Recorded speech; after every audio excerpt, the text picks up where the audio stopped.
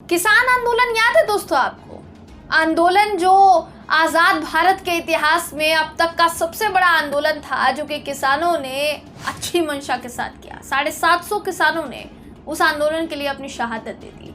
उस वक्त जब मोदी सरकार पर किसान संगठनों ने आरोप लगाया था, किसानों ने आरोप लगाया था कि मोदी सरकार कुछ उद्योगपतियों के कहे पर चल रही है और उसी की वजह से कृषि क्षेत्र का कॉर्पोरेटाइजेशन जो है वो करना चाहती है।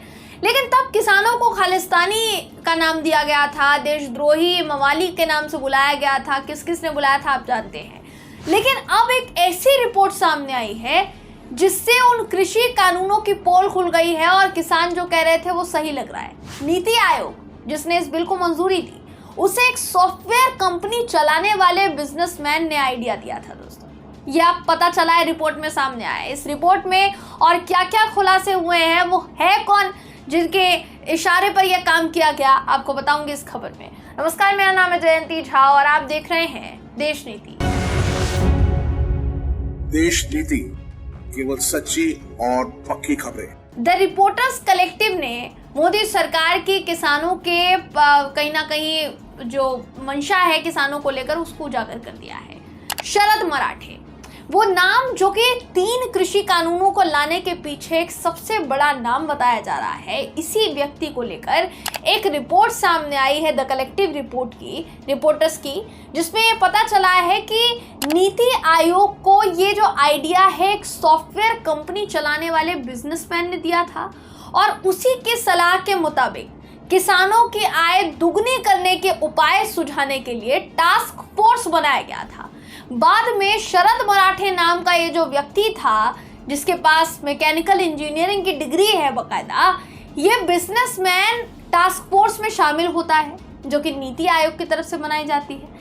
इस टास्क फोर्स ने 2018 में अपनी रिपोर्ट देने से पहले किसी अर्थशास्त्री या फिर किसी किसान संगठन से कोई सलाह मशवरा नहीं किया। किससे सलाह मशवरा किया सुन लीजिए।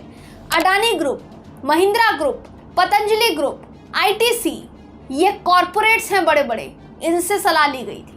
बीजेपी का करीबी रहा है एनआरआई बिजनेसमैन। नीति आयोग के सामने ये इंसान प्रपोजल रखता है जो कि कृषि क्षेत्र के बारे में भी जानकारी नहीं रखता था। इसको नहीं पता था, कृषि क्षेत्र के बारे में इतनी जानकारी नहीं थी।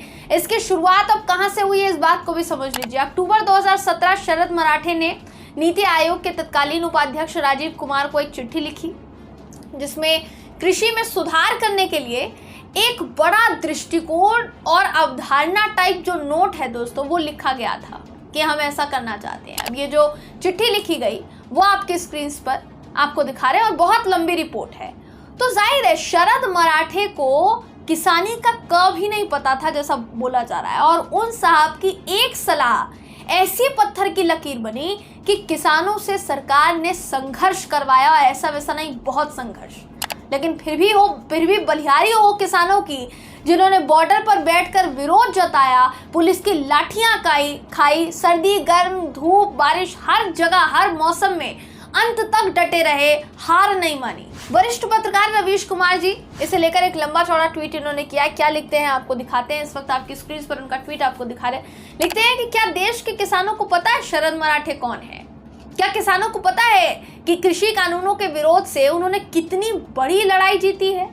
क्या किसानों को हिंदी में ये सब पता है कि आर्टिकल 14 और द रिपोर्टर्स कलेक्टिव ने नीति आयोग के किस खेल का भांडा फोड़ दिया है? ये कहीं ना कहीं उस तरफ इशारा कर रहे हैं दोस्तों। अमेरिका से शरद मराठे आता है और टास्क फोर्स बनाता है और खेती कैसे बदले ये सुझाता है, फिर अध्यादेश आता है, फिर कानून बनता है, और अफसोस कि किसानों को ये सब हिंदी में पता नहीं चलेगा और ना ही कोई इस रिपोर्ट को हिंदी में लिखकर व्हाट्सएप पे फॉरवर्ड करेगा। हिंदी के अखबार और चैनल इस खबर को पहुंचने नहीं देंगे, तो फिर किसानों तक ये बात कैसे पहुंचेगी?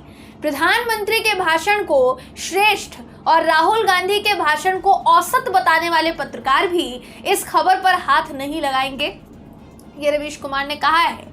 उन्हें लिखते हैं कि उन्हें पता है कि उनकी दुकान बंद हो जाएगी, इसलिए वो ये नहीं करेंगे। आगे रवीश कुमार जी लिखते हैं कि नीति आयोग और कृषि मंत्री जवाब नहीं देंगे, तो इस तरह से चुप रहकर इस खबर की हत्या कर दी जाएगी और किसानों को पता भी नहीं चलेगा कि असल में तलवार उनकी गर्दन पर चली है। तो जाहिर है दोस्तों, जब यह खबर बताने के लिए मैं कई चीज़ें खंगाल रही थी, मैंने कई खबरों का रेफरेंस लेना चाहा कि शायद किसी बड़े मीडिया संस्थान ने बेशक ये जो खबर है इसको छापा होगा। मैंने पूरी उम्मीद जताई थी और उस उम्मीद से मैं इस खबर पर जब रिसर्च कर रही थी तो इसको लेकर मैंने बहुत सी खबरें खंगालने की कोशिश की, लेकिन मुझे कुछ मिला नहीं। क्योंकि वाकई में किसी भी हिंदी वेबसाइट ने, किसी हिंदी चैनल की न्यूज़ वेबसाइट ने, किसी हिंदी अखबार ने इस खबर को जगह नहीं दी है। कोई जगह नहीं दी है कि आखिर शरद मराठे है कौन, आखिर वो शख्स कौन है जिसकी वजह से हमारे 750 किसानों की शहादत हो गई, हमारे 750 किसान शहीद हो गए आंदोलन करने की वजह से। आखिर वो शरद मराठे कौन है जिसके इशारे पर हमारे देश की मोदी सरकार इतने बड़े बड़े कानून ले आई जिसके जरिए किसानों की रोजी रोटी पर लात मारने की कोशिश की जा रही थी। आखिर वो शरद मराठे कौन है जिसके इशारे पर इतना बड़ा कानून संसद में पेश करने की जो है कवायद जो है शुरू हो गई थी। वो शरद मराठे कौन है ये आपको नहीं पता चल पाएगा, क्योंकि कोई भी हिंदी वेबसाइट इस खबर को छापने के लिए तैयार नहीं है, कोई भी हिंदी अखबार इस खबर को छापने के लिए तैयार नहीं है। ये सच्चाई है और इसमें कुछ भी रवीश कुमार साहब ने झूठ नहीं बोला है। तो इस वक्त ये किसके साथ छल किया जा रहा है? किसानों के साथ छल किया जा रहा है या आम जनता के साथ, जिनको ये दिखाया गया कि किसान आंदोलन में जितने भी लोग बैठे थे वो तो पिकनिक मनाने के लिए आए थे और उन्होंने जो भी किया वो तो सिर्फ और सिर्फ छल था, वो सरकार को बदनाम करने की कोशिश थी और फलाना फलाना फलाना बहुत सारी बातें। तो जाहिर है कि इस वक्त ये जो रिपोर्ट है इसने तहलका मचा दिया है दोस्तों, जिसने समझा दिया है कि आखिर हमारे देश की सरकार के पास किसी भी कानून को लाने के पीछे का प्लान है या फिर नहीं है।